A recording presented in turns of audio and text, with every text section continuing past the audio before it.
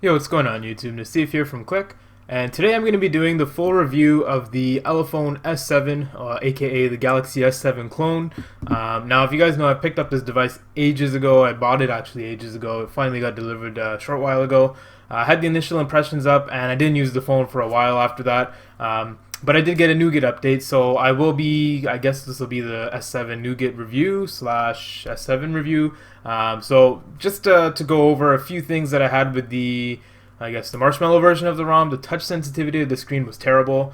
The smoothness of the phone was not that great considering the processing. It's a Helio P10 or a X20. I think it's a P10 in this one. And it just didn't manage RAM very well. I would have like two apps open in the background and then everything else would be closed. And it has 4 gigs of RAM, so I figured there's a little bit of an issue with software. But I'm glad that Elephone is keeping up with the software updates and all that stuff. So they've updated it to Android 7.0. Here, I'll show you guys in the... let's go back here. 7.1.1 actually, so it is running Android 7.1.1. Got some mark on the screen. That's nice. So let's head into the wireless update. Let's see if there's an update. We'll check live here and see what's up.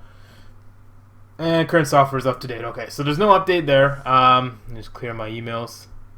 Done. Okay, so let's get into it. So in terms of the build, guys, and the way it's held up, as you guys know, if you watch the initial impressions video, you know that the back of the phone is plastic, so there are a few scratches here and there, the scuffs and whatnot. But the thing is, I don't really care because at this price point, was it 200 something bucks? You can't really, expect too much in terms of quality build. I'm glad this is where they skipped out and not on the internals. Because a few scratches on the back of a trap phone, as Flossie Carter would say, or just like a beat around phone that I'm going to use time to time and just use it, for what it is. It's fine. I mean, I can live with the scratches. Once you clean it with the microfiber cloth, they basically disappear. You can only see them in certain lighting, so I don't know if the camera's picking it up. The front of the screen is fine. I think it's got Gorilla Glass on the front. The one thing I did notice is the side of the glass popped out a little bit. I don't know how, but I did push it back in and it sealed it up again, so that's something to note there. But the touch sensitivity of the display has been increased like 5,000 times. I don't know if obviously that's an exaggeration, but things are just much smoother. They actually respond to your touch when you're using the device. So I find that the touch sensitivity has been increased significantly with the Android 7.1.1 update. The smoothness, again, as I said, the smoothness of the ROM, I guess the build of the ROM is a lot better. Things load up a lot quicker. There we go. We got one app there, or one app loaded up there. What else can we go? We go to Google and check out what's up on there. And just in general, like, things just load up a lot quicker. I still find the touch sensitivity to be a little bit on the low side, but it's not so bad. I mean, things aren't. It's not terrible. Again, for the price of the phone, you can't really expect Samsung level, attention to detail. But I mean, again, it is what it is. For 200 bucks, you can't really complain. The fingerprint sensor also got improved with the update, so it's actually a lot quicker. It actually scans the finger quickly. Like, you feel the buzz of the fingerprint scanner, but the screen takes a second to activate. So, like, if you guys can see there, my finger's there for like a second, and it activates the phone like a second after. So I guess that's just software optimization that needs to be done. But the fingerprint scanner is good. Haven't had any issues. Unless my finger's dirty or there's something on the sensor, it's been totally fine. Again, back to the build, like we were talking about the screen, the whatnot, the side rails, I thought with this paint job that it would start chipping after a while. But no issues here. There's no scuffs anywhere on the paint. I don't even know if it's paint, to be honest. I think it is just like silver. It's silver metal underneath with a black paint job. But it's done really well. Whatever paint they've used and whatever application process they went through, it was totally fine. So you don't need to worry about scuffs on the side. I guess in terms of the way the OS is aged, you guys already know, nice and smooth. Things are up to date. So the screen sensitivity needs to come up a little bit. The headphone jack, now I did want to make a quick comment about that, is that it's terrible. So if you're using this thing to listen to music on either your car, headphones, earpods, or anything like that, just don't. Get an iPod or get an iPhone. The speaker itself, not the best in the world on this phone. It is tinny. It gets loud, but here, let me see if I can pop into Spotify here and see if we have any non-copyright songs that we can play here. No, I don't need Nas. I need non-copyright. Oh man, I can't type on this keyboard. Non-copyright music. Okay, so we'll click shuffle there.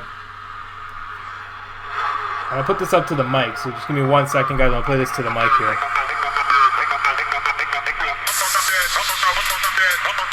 I don't know what the hell this song is, man.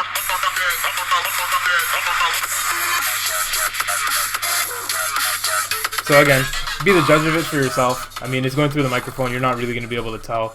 But I will say that it is tinny. There's no bass at all. But again, you got to keep in mind this is a $200 device. You can't really expect iPhone 7 speakers in a device that's this cheap. I don't know what else to really talk about. I mean, battery life has been mediocre. It's not the best. I think it's got a 3,000 milliamp hour battery. But in terms of screen on time and usage, like, you get a full day of usage, but screen on time is about 3 to 3.5 hours. Nothing special. And I will say as well that the display, speaking of screen on time, the display, I don't know, I find that it's not the highest quality LCD. The blacks aren't as dark as some of the other LCD devices that are out, like the LG phones, iPhones, and all that stuff. But again, you got to cut corners somewhere to make it such a cheap device. But yeah, I mean, the camera, not sure if I mentioned the issue I was having with the camera. I'll show you guys here on the. I don't know if you can tell in the photo, but it almost kind of gives it like this bokeh effect. Like, it's kind of, I guess it's a little bit fixed here. Let's get something. Let me take a quick picture. Give me 1 second here. So it seems to have been fixed mildly in the software update. But I just took a picture of the TV remote there. Let me kick the brightness down a bit for you guys. I mean, again, camera quality is not the best in the world. There's a little bit of a glaze, or I guess haze, from the light that is here on the table. Again, not the best lighting, but again, not the best camera. Even in daytime lighting, it doesn't take the greatest pictures in the world. But again, if you're using it for daily drive purposes, it'll be fine. I mean, for Instagram, Facebook, Snapchat, Twitter, all that stuff, you take a photo. All these apps compress the file anyway, so you lose all the quality regardless of if you take it on a $5,000 camera versus a $5 camera. You get the same thing on the end of the day. So again, it'll be fine for your day-to-day use. The front camera, again, same thing. I don't take selfies, but it's gonna work as is. I mean, the thing with phone cameras these days is they're at the point where they're all good, and then some of them are just really good. So take that what you will. What else can we talk about here? I guess pretty much it. I mean, the OS. There's a few things that I don't like about the phone. Is the options between using the fingerprint scan. So the fingerprint scanner doubles as a clicking home button. So you can either click to go. So here, I'll give you guys a quick tour. So you can click, that takes you home. You can tap to go back. So if I'm in the display options here, if I tap, I don't know if then the brightness is too high for you. Here we go. So if I'm in the display and I tap the home button once, it takes me back. If I'm in the display section and I tap it twice, it takes me home. And then if I hold the button down, it takes me to my recent apps. So I don't like that navigation. However, if you turn the navigation bar on, it's still wonky because the fingerprint sensor still acts as the back button and all that stuff as well. So if you accidentally touch the bottom of the thing, it's just a mess. So I've left it to have the full screen, no nav bar, and I've gotten used to using the button. But it's not my favorite way to navigate the device, and that's, I guess, what I'll say about that. But overall, guys, if you're looking to buy this phone, would I recommend it? I mean, for the price, you can't really go wrong. There's only a few options at 200 Canadian dollars, where you got this one, you got a couple of blue phones, which I don't recommend at all. You might be able to snag an LETV at that. If you can snag an LETV, do that instead. But at $200, this phone is probably... it's going to fool people. A lot of people thought it was a Galaxy S7 Edge.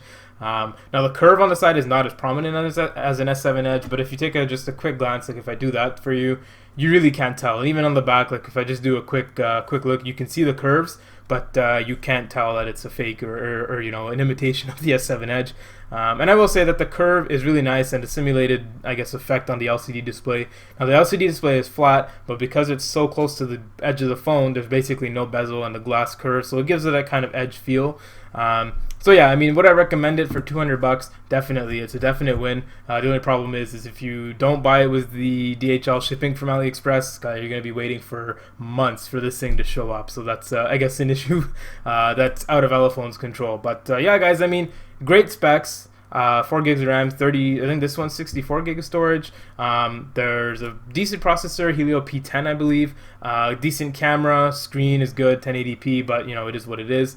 and software updates. I didn't expect to get Android Nougat on here, so here's to hoping that this one gets Android O as well in the future. But yeah, guys, this is a great phone to pick up for 200 bucks. Can't really complain. And again, if you guys pick it up and if you already have it, let me know what you think of it in the comments down below. Feel free to like the video, and thank you guys so much for watching. I'll talk to you guys in the next one. I'm out. Peace.